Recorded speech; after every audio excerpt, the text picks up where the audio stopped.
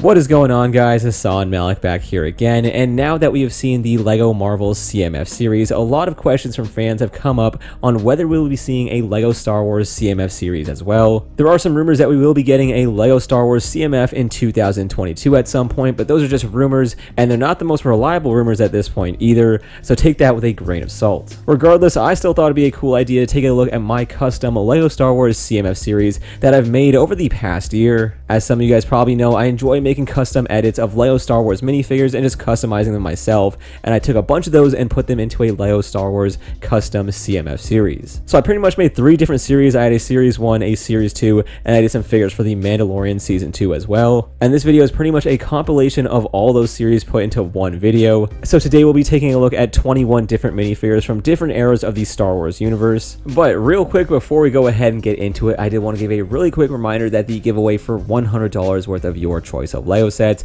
is still going on. It actually ends at the end of this month. So if you guys would like a chance to enter, go ahead, make sure to subscribe, follow that link in the description, and then sign in with your YouTube account. That's it, super simple and 100% free. Anyways, back to the video here. Now, when it comes to actually making a LEGO Star Wars CMF, these aren't the characters that I necessarily want in a CMF series. These are pretty much the characters that I thought were easy enough to edit and reach a certain level of quality where I was happy with what they look like. Anyways, let's go ahead and take a look at some of these custom edited minifigures. Again, these aren't real. You can't actually purchase them or anything. I just went ahead and took actual official images of LEGO Star Wars minifigures and then went ahead and redesigned them myself. Alright, so let's start things off with the clone troopers here. The first clone trooper that I'd really like to see in a LEGO Star Wars CMF is a Phase 2 plain white clone trooper. Last year, we got to see the updated version of the LEGO Star Wars clone trooper in the Phase 2 armor with the 501st battle pack, and it looks like that's the new standard for clone trooper. So this right here is pretty much the exact same as the 501st trooper, except it's only done in the white color. So I just removed all the blue,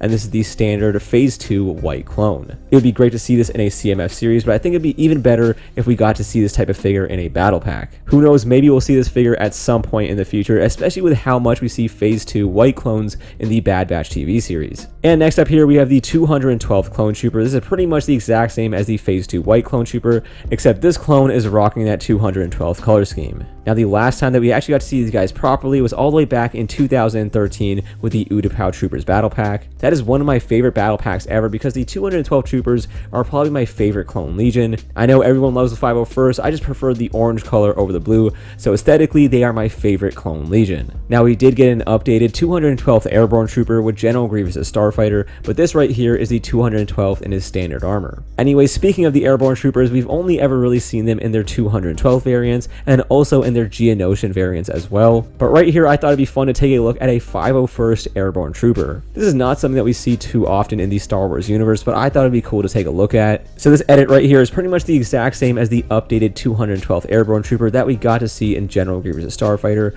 only I went ahead and redid everything in blue here. I also gave him some extra arm printing and stuff like that just to give him some extra detail. And in general, when it comes to a CMF series, if they ever were to make this figure in a CMF series, they probably would add extra detail like arm printing and side leg printing and all that type of stuff. Alright, next up here we have Phase 2 Commander Cody. This is a very bad edit on my part. I'm not too happy with the way this one turned out, but in general, I just wanted to include this because we've always wanted a Phase 2 Commander Cody, and LEGO still hasn't given us one. We thought we were going to see him in the UCS Republic gunship, but he wasn't included in that. So who knows when we're ever going to get this minifigure. Fans have been asking for it for a very long time, so I think we will be getting it at some point. Regardless, I think Cody would make for a great LEGO Star Wars CMF minifigure. And continuing on with our final clone trooper here, this is ARC Trooper Jesse from Clone Wars Season 7. Clone Wars Season 7 was probably one of the best things to ever happen to Star Wars in my opinion, and Jesse actually played a pretty important role in those final episodes. And on top of that, he just looks very cool here in his ARC Trooper armor, so I thought it'd be really cool to take a look at a LEGO variation of his character. Now, what I actually did here was I took the standard ARC Trooper that we got all the way back in that battle pack in 2012. That is honestly one of the coolest LEGO clone troopers that we've ever seen, so I started off with that character,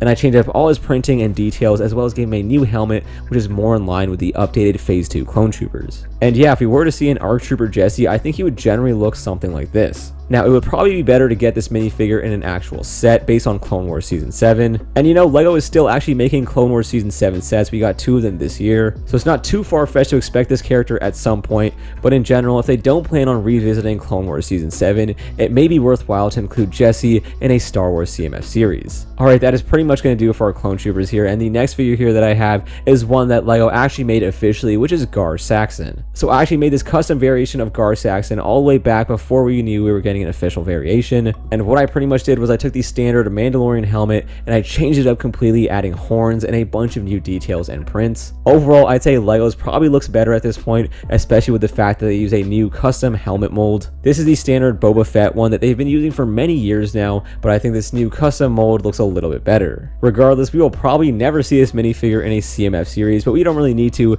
because he's already included in a really nice set and his minifigure does look fantastic. Now, I would have loved to see some arm printing and stuff like that, but either way, the figure looks great. Alright, moving on here with the Clone Wars Season 7 stuff here, I have AHSOKA TANO in her Mandalorian Siege outfit. Now, we've seen this minifigure twice now, but it's the exact same minifigure, and I still think it has many flaws. Mainly with the choice of the headpiece there, I think it's way too large. I would have preferred if they went with the original Clone Wars variation of the AHSOKA headpiece. But you know what, this still looks fine, but in general, the printing looks way too off in my opinion. Like, just with the way that the blue printing doesn't wrap completely around her head, and also the printing for like her crown thing, I'm not really sure what you call that, is raised way too high. Like, it should be right at the border of her headpiece, but instead it's printed way too high up there. So I went ahead and moved that down and added some extra blue parts to the printing. But other than that, the figure does look great. The only things I added were some additions to her legs. I went ahead and completed her knee pads and also gave her some toe printing, and I gave her some additional arm printing, which I really think this minifigure could have used, and then also dual molded hands, which is something that LEGO doesn't do,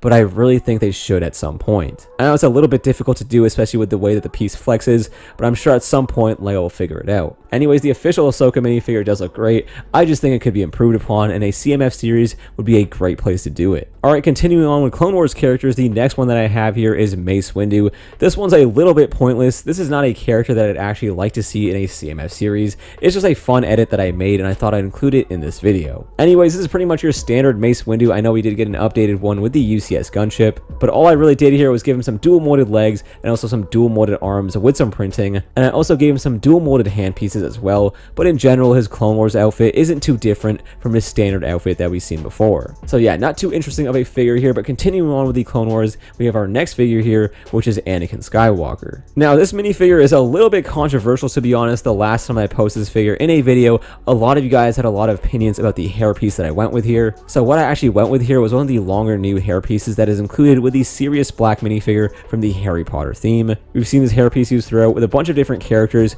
but I thought it fit pretty well with this Anakin minifigure. A lot of you guys said that the new Lloyd hairpiece from the Ninjago theme in brown would work very well for Anakin, and I honestly kind of agree with that. Either way though, this is the minifigure that I came up with, so this is one that's included in the video. This is pretty much the standard Anakin minifigure that's included in the Duel on Mustafar set. All I really did was remove some of the burn marks, gave him dual molded legs, added that new hairpiece, and it also gave him a gold handpiece for his golden arm. I know he typically wears a glove, but I just want to give him something that helps differentiate this variation of Anakin from the other versions of Anakin that we've seen before. But yeah, a pretty simple minifigure, and then the next one here is even simpler. It's just a ghost variation of the same Anakin minifigure that we looked at before. I really want LEGO to do something like this at some point, include trans blue pieces. The LEGO designers have talked about this before with how it's hard to actually make certain parts like the hip pieces and the hands in that trans blue, because those parts actually do use a different type of plastic, which is a little bit hard to do with these see-through pieces. But if LEGO can figure it out at some point, I think a character that we really need to see at some point is a Ghost Anakin. And I'm talking about Ghost Hayden Christensen Anakin,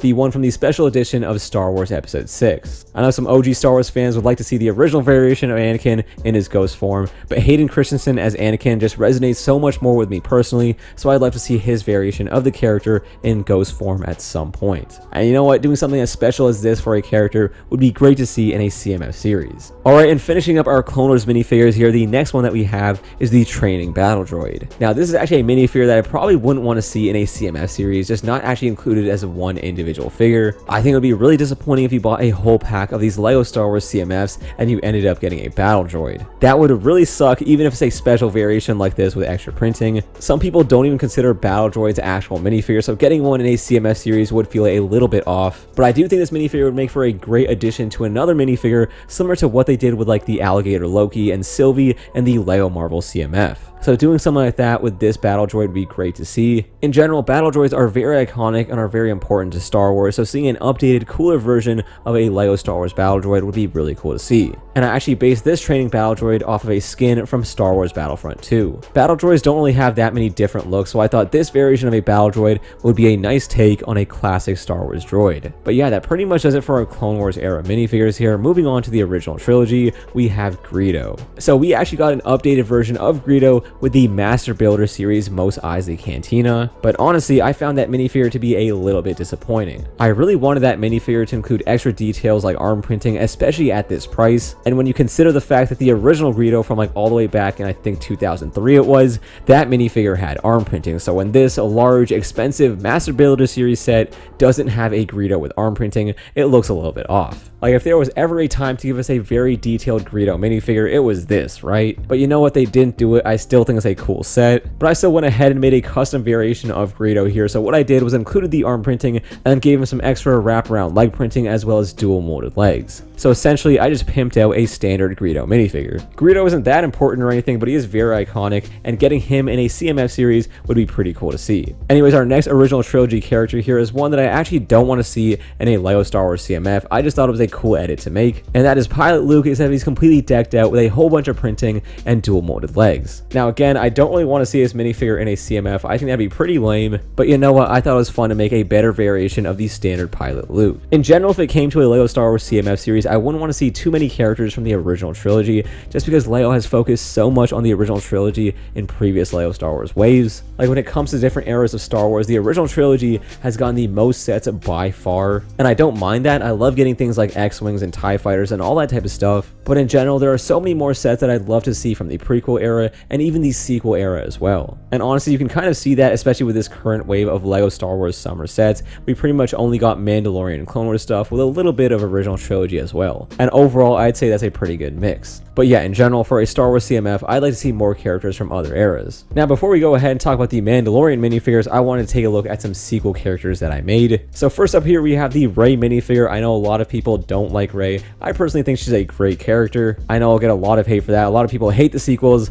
I personally don't love them, but I don't really hate them either. They definitely could have been better, don't get me wrong, but I'm sure that Dave Filoni and Jon Favreau will help hash things up and just make the story make so much more sense. Anyways, looking at the actual minifigure here, this variation of Rey is just the standard Rey minifigure, only I gave her extra printing and dual molded legs. The dual molded legs honestly isn't that necessary, but it would be pretty cool to see. But the thing that I really think this minifigure needs is dual molded arms. That is one thing that has always kind of hurt the Rey minifigure in my opinion, just because her sleeves are pretty vital for her overall look, and LEGO doesn't really represent them in any way. So having dual molded arms to recreate those sleeves would work very well for Rey as a character. Also, this is Rey in her episode 9 outfit, so I did give her a yellow lightsaber as well. And it wouldn't really make much sense to make a set based on the scene where she pulls out the yellow lightsaber, so getting Rey in a CMF with a yellow lightsaber would make a lot more sense. So yeah, don't waste a set for this minifigure, just give us an updated Rey in a CMF at some point. Alright, next up here with our sequel trilogy characters, we have Ren. Not Kylo Ren, just Ren from the Rise of Kylo Ren comic book series. In that comic book series, he was a very important character. If you guys haven't read that, I would really recommend it. And I think he actually may be returning to the Star Wars universe at some point. There are rumors about that. Either way, he's a very aesthetically cool looking character, so I wanted to recreate him here in minifigure form. And overall, I thought I did a decent job. This isn't the greatest edit on my part, but what I pretty much did here was take a shirtless minifigure and give him a whole bunch of different prints representing his burns and scars. And I took one of the newer Iron Man helmets, the ones that don't open up, and gave him a custom print here with that weird logo. I'm not really sure what that is or if it's writing or something, but he just does have that red mark on his face. But yeah, this is a character that not too many people know, but getting obscure characters like this one would be perfect for a CMF series. And lastly, for our sequel trilogy characters, we have Old Man Luke in his ghost form. This is a very lazy edit on my part. I pretty much took the Old Man Luke minifigure and just made him blue, but essentially what I'm trying to show that I want here is the same thing that we talked about earlier with the Ghost Anakin minifigure. I just want to see ghost minifigures included at some point with trans blue pieces. And just like we talked about earlier, that would be really hard to do, but if LEGO could figure that out at some point, I would love to see Old Man Luke in a CMF series. Alright, enough sequel characters, let's go on to our Mandalorian characters now. Starting with Din Djarin, the Mandalorian in his Beskar armor. Now, I made this edit way before we got official images of this character, and in general, I'd say Lego's does look better than mine, but in some ways, I think my edit actually looks a little bit better. Now, pretty much all the printing when it comes to the torso and the arms and all that is much better on the Lego minifigure, but the main issue that I have with the official Lego minifigure is the helmet. So what Lego pretty much did was took the standard Boba Fett helmet and just give us the exact same thing with no printing except the visor. And now on paper that sounds like you just get Din Djarin's Mandalorian helmet, but if you guys really take a close look at the Mandalorian helmet, it looks way different than Boba's. Din Djarin's helmet is pretty basic and plain, but I still think it would have been nice to see some extra printing on the official Lego minifigure just to give his helmet some extra depth. But the main issue that I have with the official Lego minifigure is the visor, especially in regards to the bottom portion of the visor, which should taper down and become smaller, but just doesn't, and instead ends up looking the exact same as Boba's. Like if you look at Boba Fett's helmet, the vertical part of his visor is just one large rectangle, but the Mandalorian's here actually tapers down a little bit, and I think that subtle difference helps make this helmet look way more like Din Djarin's. So yeah, in general, I know my edit does look worse, but in general, I still think my helmet looks better. Also, the current Mandalorian helmet is a little bit too wide as well. It follows that same bucket head look that Boba has, but I think the new mold for the Mandalorian helmet is the one that actually has the horns. If you took that and removed the horns,